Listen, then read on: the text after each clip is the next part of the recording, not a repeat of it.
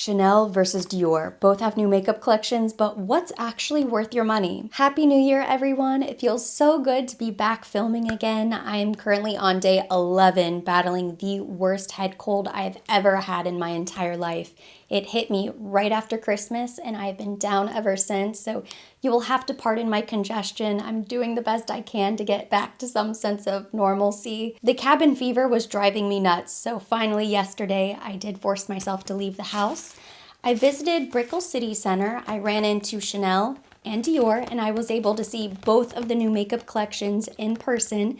So today we're going to talk about them. I will tell you right off the bat, I skipped most everything, but I purchased a handful of the standouts between the two collections. I find myself most drawn to the Dior color story. This feels very fresh and fun, very spring, whereas the Chanel color story is very deep and moody because this is actually considered to be a winter collection. I was told by the sales associate that maybe sometime in February we would see the true Chanel spring makeup collection, which makes so much more sense because these colors are so deep and bold, they definitely lean more towards winter. Now, if you are really excited about Rouge Noir, you already purchased everything and you cannot wait, go ahead and skip ahead. The last thing I want to do is rain on anybody's parade. But if you're sort of looking at this collection, contemplating, sitting on the fence, allow me to de-influence you. We are older and wiser in 2026. And while overall, I do think the color story is pretty, I think these pieces are pretty, this is a collection that I'm going to appreciate from afar. I don't find these pieces particularly wearable or universally flattering. I think I would be more excited if this was a fall collection, but going into spring 2026 is really difficult for me to be excited about these tones. The oversized face and eye palette with the berry and muted mauve tones, I personally would not wear this on the eyes, and it's not my favorite powder texture in a complexion product. When I compare my oversized palettes with other powders that are truly formulated for the face only, I feel like they're much more flattering, so I just don't think I would get a lot of use out of this. The lipsticks are way too dark. I'm not a fan of the mascara. I didn't feel like I needed to get the brush trio. I'm sort of trying to build out my collection of Chanel brushes, but I want the matching set, so I would rather have the black handle on all of my brushes. I made a small purchase while I was in the boutique, and I will tell you, I was actually much more impressed with their new sunglasses than anything I saw in the makeup. I really just want to purchase things that I feel 100% excited about. I can't wait. I know it's going to go straight into the top drawer, or it's a product that will be very easy to incorporate into my current makeup routine. I'm holding out until the true spring collection from Chanel, and I may end up going back to pick up a pair of sunglasses. But I did really like the look of this nail polish 387 Performer. This is such a fun pink.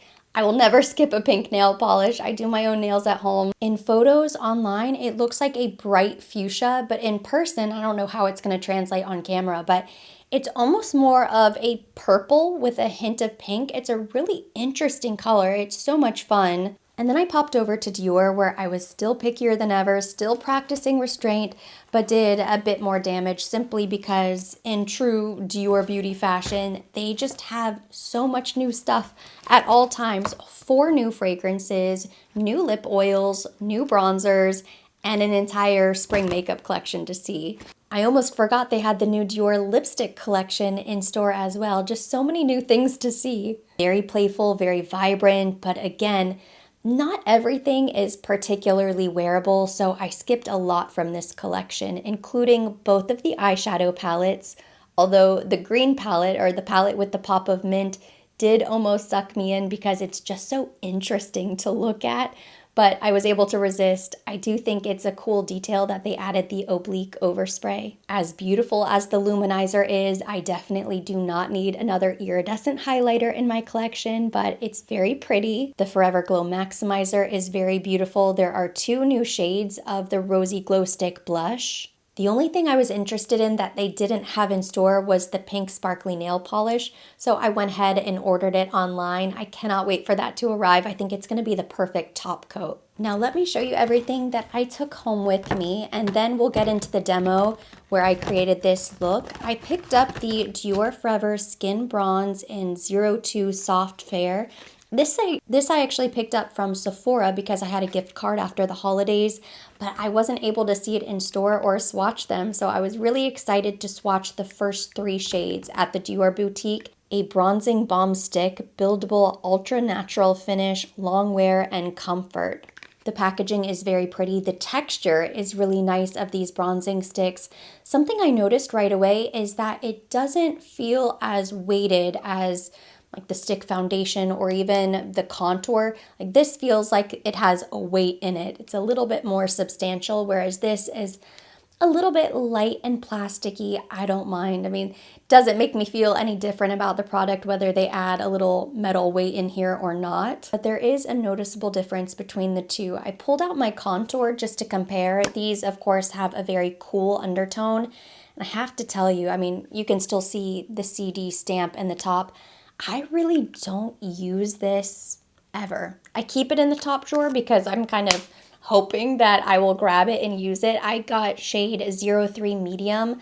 I'm just not a contour person. I prefer a bronzer. If I had known that these would be coming out later, I would have just skipped the contour altogether. Now, I think maybe I can find a way to use them together. That way this doesn't go to waste, but I know I'm going to love, love, love this bronzer versus the contour. I also picked up the Dior Backstage Rosy Glow Stick 831 Ultra Pink. I tried so hard to skip this. I don't need any more blushes. I do really like this formula, but it is the color. Oh, I cannot resist a blush in this color, this beautiful strawberry, watermelon, dragon fruit, papaya.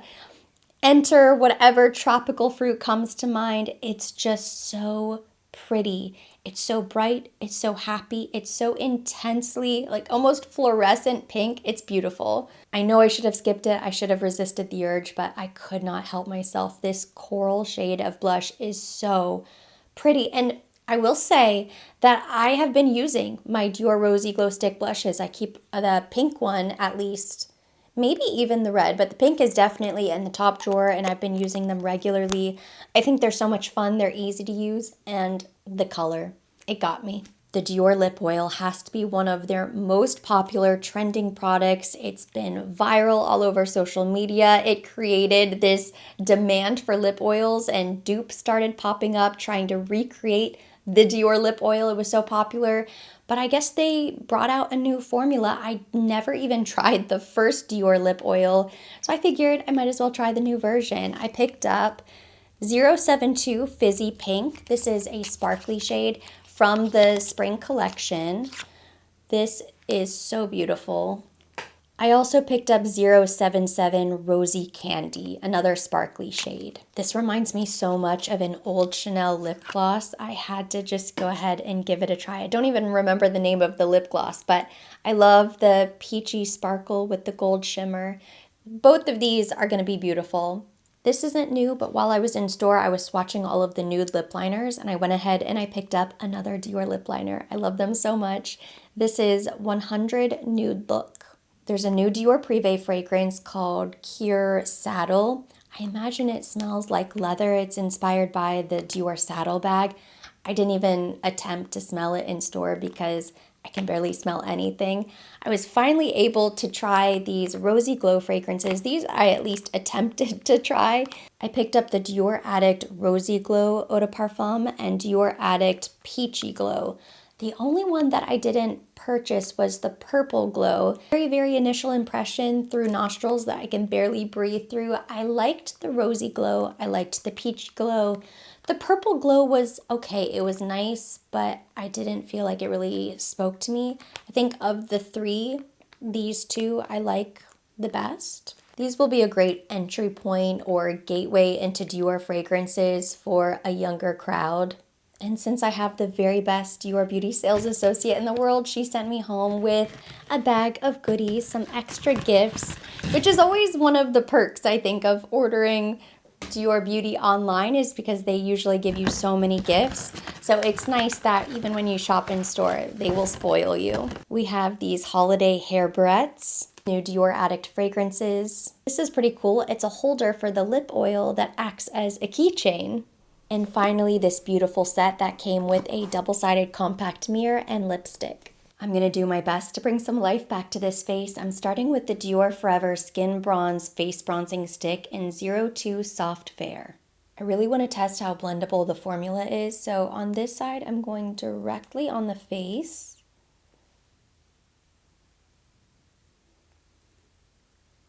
I'm blending this out with a Makeup Forever brush.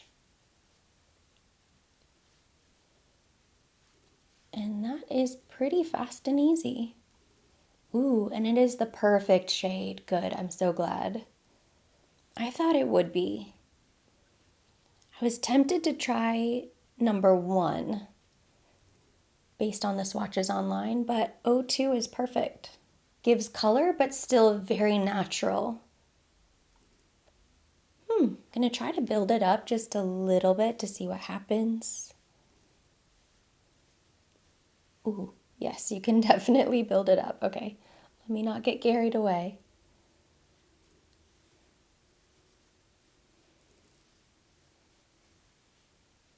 This is a beautiful cream bronzer. I love it.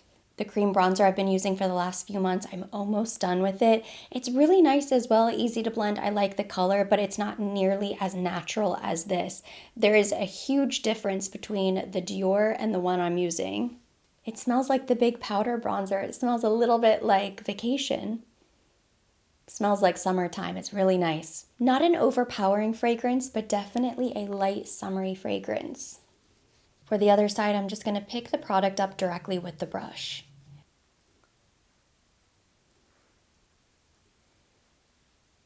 It's warm, but it's not too bronze. It gives the perfect amount of warmth to the skin without looking too orange. It's not overpowering, it's not intensely pigmented, so it makes it incredibly easy to blend on the skin. Sometimes cream products can be too intense, and it ends up making the product a little bit tricky to apply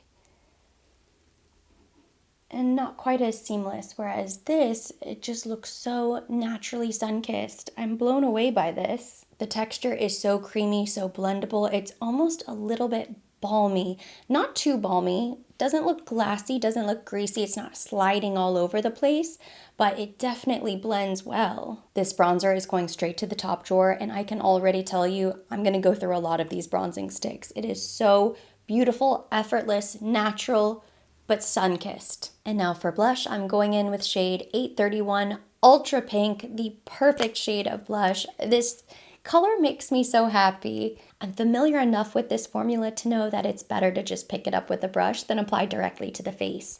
Or you can always just tap it out with your fingers. Ooh. Oh wow.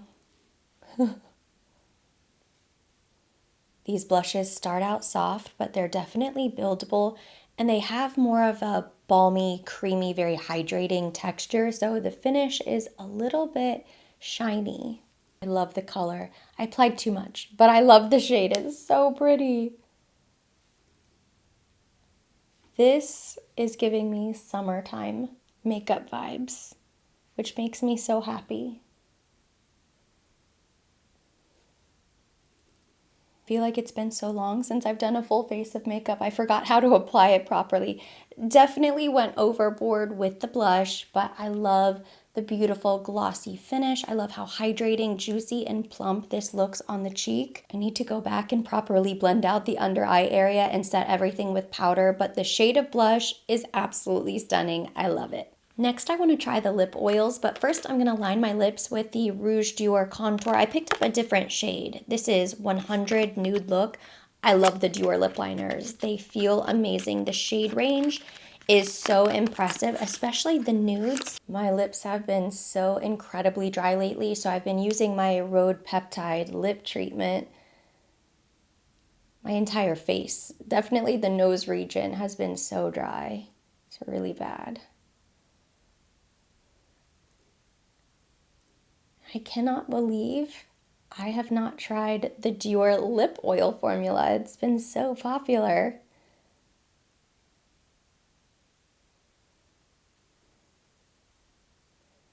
It's a light, kind of peachy pinky nude.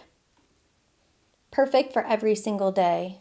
I already know both of these are going to be beautiful. I want to try the new spring color since this one is limited edition. This is Fizzy Pink 072. I'm still a little congested, so I'm not going to apply with the applicator. I just feel like that would be not very smart. So I'm just taking some on the back of my clean hand. Been washing my hands like crazy just in case. I don't want to contaminate my new lip oil. It's so beautiful and I would hate to use it a couple weeks from now and then get sick all over again. Oh, it's so pretty. Very glossy, very smoothing. It feels really nice.